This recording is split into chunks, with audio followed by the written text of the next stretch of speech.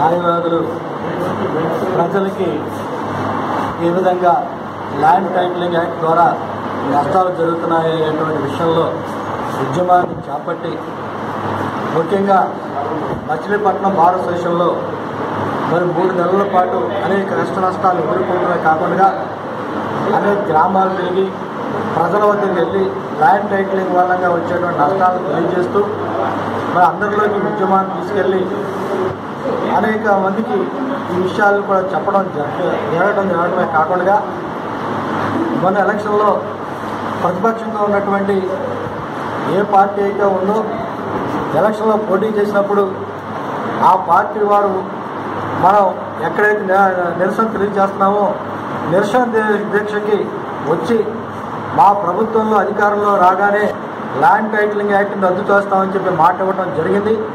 ఆ మాట ప్రకారంగానే మరి ఛార్జ్ తీసుకున్నటువంటి కొన్ని నిమిషాల్లోనే 2వ సంతకంగా ల్యాండ్ టైటిలింగ్ యాక్ట్ రద్దుపరచడం చాలా సంతోషకరమైనటువంటి విషయం.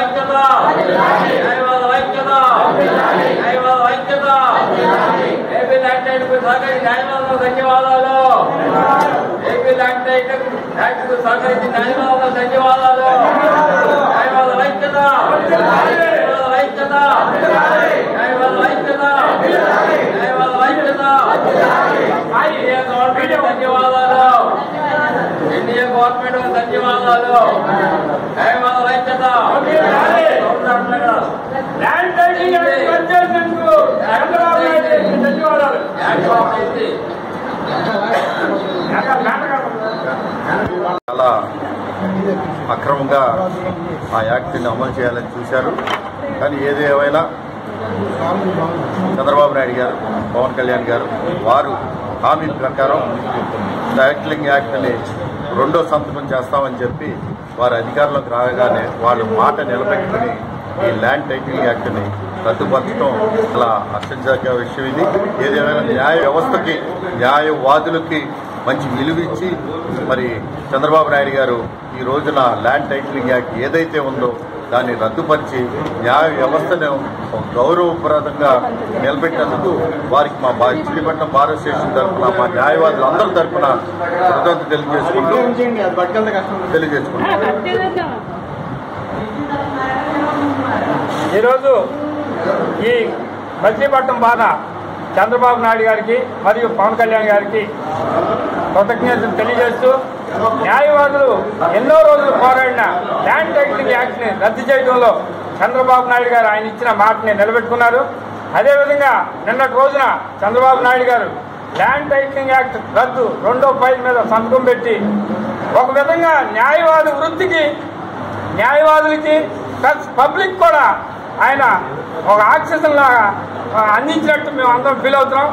ఈ దుర్మార్గమైన చర్యని గత ప్రభుత్వం అమలు చేసి అమాయక ప్రజల ఆస్తుల్ని ప్లస్ న్యాయవాది వృత్తిని కూడా బదనాం చేయాలనే ప్రయత్నంలో భాగంగా చాలా ఘోరంగా ప్రయత్నించి విఫలమైంది.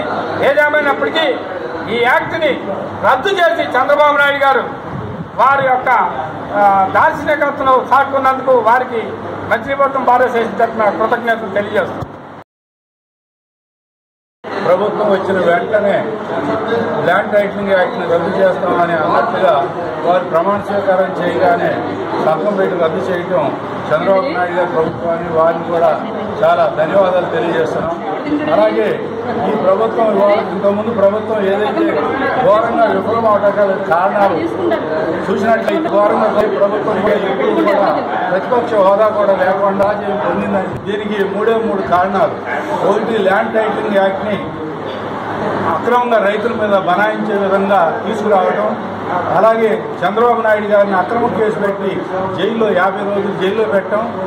3వ కారణం ఏదైతే మనకి అమరావతి రాజధాని ఉందో మనం హైదరాబాద్ వెళ్ళినట్లయితే మీకు ఏంటి రాజధాని అంటే మేము ముఖ్యమంత్రి గారిని అడిగి తెలుసుకుని చెప్తామనే పరిస్థితికి వచ్చింది. రాజధాని ఏదనేది కూడా తెలియని పరిస్థితులు 5 ఏళ్లు గడిచింది. ఈ కారణాల వల్లే ఘోరంగా వాళ్ళు విఫలం చెందారు. ఇప్పుడు ఏదైతే అమలుదారి చంద్రబాబు నాయుడు గారికి వారి ప్రభుత్వానికి కూడా కృతజ్ఞతలు తెలియజేసుకుంటాం. మచిలీపట్నం బార్ అసోసియేషన్ తరఫున సెలవు. ఓకే.